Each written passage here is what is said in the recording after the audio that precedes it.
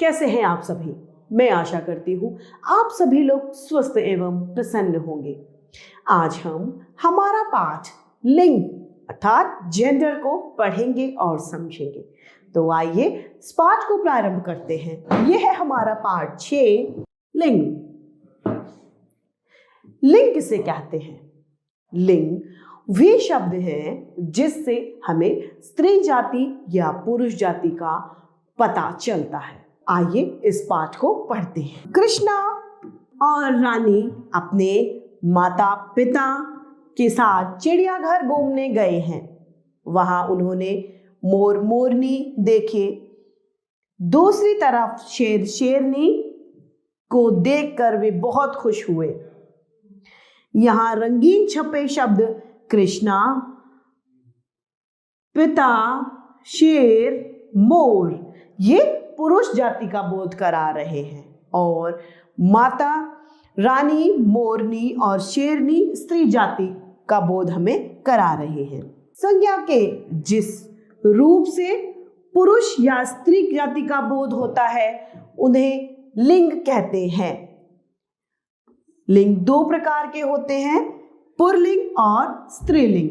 अब लिंग के 2 भेद होते हैं, पहला पुल्लिंग और दूसरा स्त्रीलिंग। यहाँ पर पुल्लिंग वे शब्द वे होते हैं जिसमें पुरुष जाति का हमें बोध होता है या फिर पुरुष जाति का पता कराने वाले शब्द पुल्लिंग शब्द कहलाते हैं।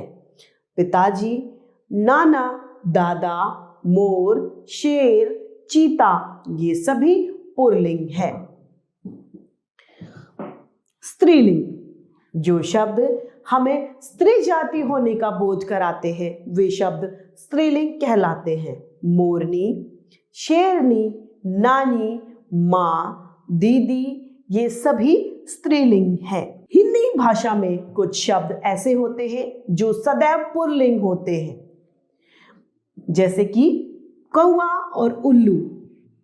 कौआ का कोई नहीं होता, उल्लू का उल्लिन नहीं होता, तो ये सदैव पुल्लिंग ही होते हैं।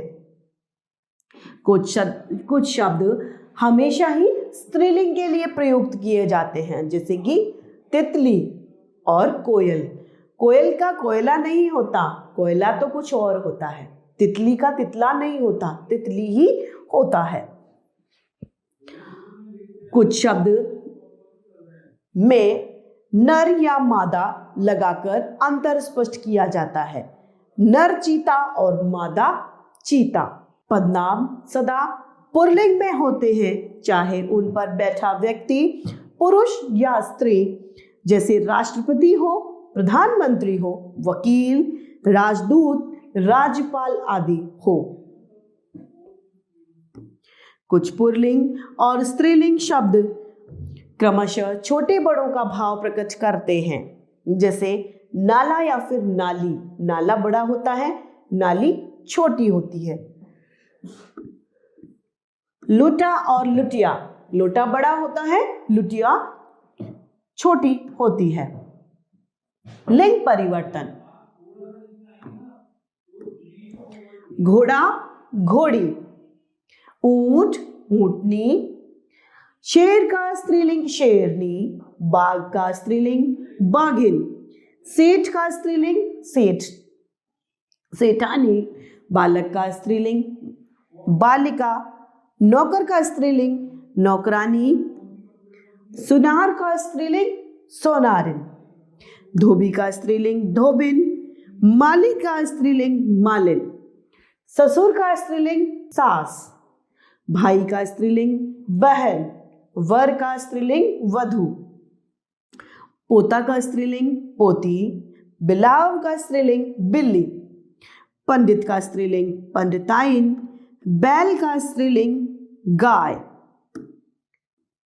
ग्वाला का स्त्रीलिंग ग्वालिन, सेवक का स्त्रीलिंग सेविका, राजा का स्त्रीलिंग रानी, युवक का स्त्रीलिंग युवती, बंदर का स्त्रीलिंग बंदरिया, सुनार लोहार का स्त्रीलिंग लोहारिन, पुरुष का स्त्रीलिंग महिला या स्त्री, गायक का स्त्रीलिंग गायिका, नाना का स्त्रीलिंग नानी, अध्यापक का स्त्रीलिंग अध्यापिका, लेखक का स्त्रीलिंग लेखिका, कवि का स्त्रीलिंग कवयित्री, सम्राट का स्त्रीलिंग सम्राज्ञी, सिंह का स्त्रीलिंग सिंहनी, चूहा का स्त्रीलिंग चूहिया, हाथी का स्त्रीलिंग हाथिनी। कुछ यहाँ पर ऐसे शब्द हैं जो सदा ही स्त्रीलिंग रहते हैं। नदियां जो होती हैं वे सदैव स्त्रीलिंग होती हैं। गंगा नदी, गंगा माँ, तो माँ स्त्रीलिंग। यमुना नदी स्त्रीलिंग, सरस्वती स्त्रीलिंग। जितनी भी नदियां होंगी वे सदैव स्त्रीलिंग में ही सम्मिलित होती हैं। तिथियां, जितनी भी तिथियां होती हैं, पंचमी, छठी, सप्तमी, अष्टमी, नवमी, एकादशी, पूर्णिमा, ये जितनी भी तिथि हैं ये सभी स्त्रीलिंग होती हैं। मसाले, लौंग, इलायची, धनिया, मिर्ची, हल्दी, सभी की सभी स्त्रीलिंग में सम्मिलित हैं। भाषा सदैव स्त्रीलिंग है, चाहे वो रशियन हो, चाहे उर्दू हो, बंगाली हो, पंजाबी हो, मराठी हो, सभी भाषाएं हैं जो वे स्त्रीलिंग में सम्मिलित हैं। अब सदा पुल्लिंग वाले शब्द जो हमेशा पुल्लिंग में ही सम्मिलित होते हैं।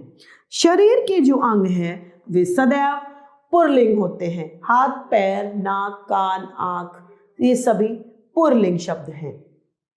धातुएं, जितनी भी धातु हैं, लोहा, चांदी, सोना, पीतल, सभी पुल्लिंग होती हैं। द्रव्य पदार्थ, घी, शरबत, ठंडाई, पानी, सभी पुल्लिंग का बोध कराते हैं। पर्वत जितने भी हैं वे सभी पर्वत पुल्लिंग का बोध कराते हैं। उनमें हिमालय, एंडीज, विंध्याचल आदि है। यहाँ पर कुछ विशेष स्त्रीलिंग और पुल्लिंग के शब्द दिए गए हैं।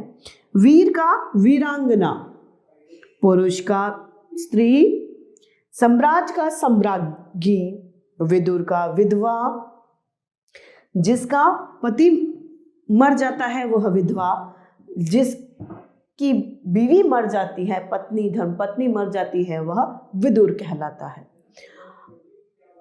युवक का युवती, विद्वान का विदुषी शब्द है। आइए हम देखते हैं हमने इसमें क्या सीखा। पुरुष या स्त्री जाति का बोध कराने वाले शब्द लिंग कहलाते हैं। लिंग दो प्रकार के होते हैं, पुल्लिंग तथा स्त्रीलिंग। स्त्री जाति का बोध कराने वाले शब्द स्त्रीलिंग कहलाते हैं। पुरुष जाति का बोध कराने वाले शब्द पुल्लिंग कहलाते हैं। सभी संज्ञा शब्द स्त्रीलिंग या पुल्लिंग होते हैं। इस तरीके से हमारा यह पाठ लिंग समाप्त होता है। मैं आशा करती हूँ आप सभी लोगों को यह पाठ भली भांति रूप से समझ में आया होगा। आज के लिए इतना ही, फिर मिलते हैं। धन्यवाद।